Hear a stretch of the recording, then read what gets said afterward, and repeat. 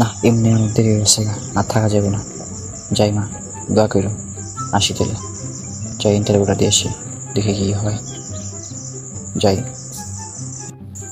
কিরে বন্ধু, তোর কি অবস্থা? ভালো আছিস?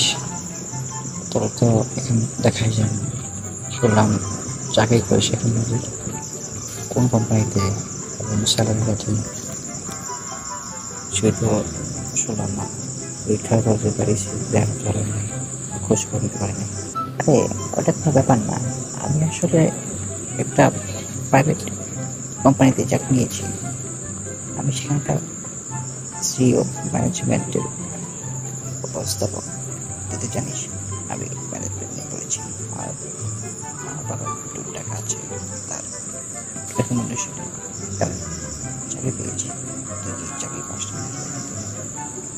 তাহলে বন্ধু, তুমি তো ভালো অবস্থায় হয়েছো, তাহলে তুমি আমাকে একটু চাকরির ব্যবস্থা করতে পারবো? আমি তো চাকরির জন্য খুবই খুঁজতেছি, চাকরি পাইতেছি না। আমার চাকরি একটা খুবই দরকার, বুঝতে পারতেছি। পরিবারের একমাত্র ছেলে আমি, বাবার তো বয়স হয়েছে, এখন আমি চাকরি করতেছি, তা পাইতেছি না। যাইতেছিলাম চাকরি ইন্টারভিউ দিতে। আরে বন্ধু, তুমি কি বলে গেছো? আমি প্রায় তোমার সাহায্য নিয়ে পরীক্ষায় পাশ করেছিলাম। আমি তোমাকে চাকরি দিতে পারলে তো ভালো, একটা ঋণ পরিশোধ। কিন্তু আমি কী করবো? আমার যে কোম্পানি এখন কোনো চাকরি বা মাস নিচ্ছে না, নিচ্ছে না। যদি না, তাহলে আমি বলবো সমস্যা নেই। আর তুমি বলবো অবশ্যই, চিন্তা করিস না। আর আজকে ইন্টারভিউ দিতে যাচ্ছিস, দ্য বেস্ট, ভালো ইন্টারভিউ দেবে। তোর যোগ্যতা আছে, সেটা পাবে, সমস্যা নেই।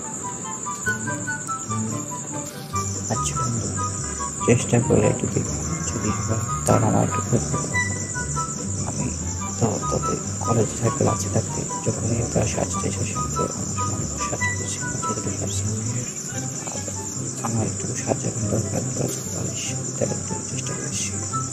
আচ্ছা, আসি তাহলে। আচ্ছা, ধন্যবাদ, থাকিস। আচ্ছা বন্ধু, তুমি চিন্তা করো না, আমি দেখবো নি। যাও তুমি, ভালোভাবে ইন্টারভিউ দাও। আর নার্ভাস থাকবে না, সবসময় কনফিডেন্ট থাকবে। শখ কত, আমার কাছ থেকে চাকরি চাই। চাকরি কি এত সহজ? এতজন আগে না কমপ্লিট করতো, এতজন যোগ্যতা নিজে করে চাকরি থাকা কত অনেক কমপ্লিট করছিল, কেননা সব বাইরে। আমি আমার চাচা ডোনেশন দিয়ে তা পেয়ে গেছি, নিয়েছি। এত সহজ নাকি? যোগ্যতাটা পায় দেখা পাইছি,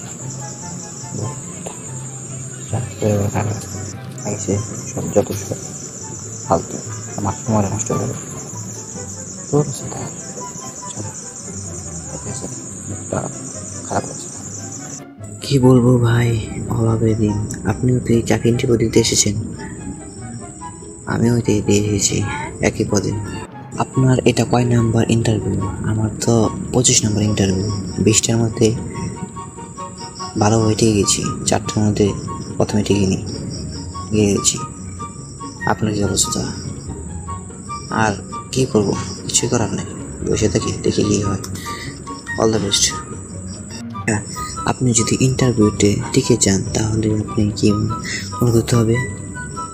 আপনি কি অনেক খুশি হবেন না? আপনি যদি টিকেও যান তাহলে কোম্পানির জন্য আপনি কী করতে পারেন? আপনার করার ইচ্ছা কি একটু জানতে পারি? যদি ইন্টারভিউতে টিকে যায় তাহলে আমার তো বেশি কেউ খুশি হবে না, বিশেষ করে আমার বাবা বেশি খুশি হবে। আর কোম্পানির জন্য কী করবো? কোম্পানি আমার কাছে আমার যে দায়িত্ব দেবে আমি তা অক্ষর অক্ষর পালন করবো, এবং আমার সর্বোচ্চ দিয়ে আমি কোম্পানির উন্নতি সাধন করার চেষ্টা করবো। এতে বেশি তো কিছু আমার করার নেই, কিন্তু আমি আমার সর্বোচ্চটা দিতে চেষ্টা করবো। আচ্ছা ভাই, আপনি বলুন তো, আপনি কেমন পড়া করেছেন? আপনার এডুকেশনাল ব্যাকগ্রাউন্ড কি?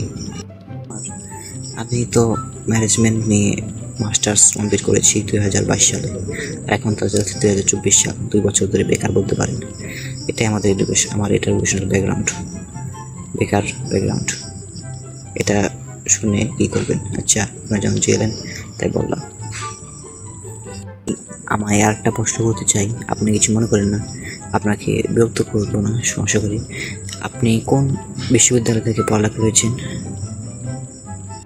কে? আমি? আপনি? এখানে তো আর অন্য কেউ নেই। আসলে আমি ঢাকা বিশ্ববিদ্যালয় থেকে ম্যানেজমেন্ট করেছি অনার্স, এবং মাস্টার্সও ঢাকা বিশ্ববিদ্যালয় থেকেই আমি করেছি। কোনো সমস্যা নাকি? আর আপনি কোন বিশ্ববিদ্যালয় থেকে পড়াশোনা করেছেন? আপনার বিষয় তো কিছু বললেন না।